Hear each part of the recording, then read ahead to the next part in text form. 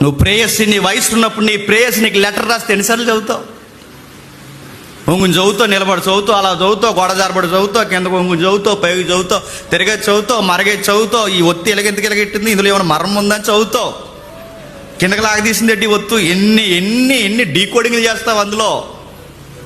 దిక్కుమాలి గాలి లెటర్ రాస్తే నువ్వు అంత చదివితే అడుగుతున్నాను నేను. నీ వాక్యాన్ని దేవుడిచ్చాడు, ఆయన మనస్సును చొప్పించి పెట్టాడు. చదువు, వన్నగెస్టం చదువు, సొలొమోను బైబిల్ చదువు, విశ్వాసి బైబిల్ చదువు, దైవజనుడా బైబిల్ చదువు, సంఘ పెద్ద బైబిల్ చదువు, గాయకులారా బైబిల్ చదవండి, వర్షిప్ నాయకులారా బైబిల్ చదవండి, ఇదిగో సంఘంలో యాక్టివ్గా పనిచేస్తున్న వారులారా బైబిల్ చదవండి. చదవకపోతే ఏమవుద్ది? తండ్రి మాటలు గద్దింపుని విననొల్లని వాడు, ఆ మాటను స్వీకరించలేని వాడు, తల్లిదండ్రులను వ్యతిరేకించిన వాడు, తండ్రి లాంటి దేవునికి ఎదురు నిలబడిన వాడు హఠాత్తు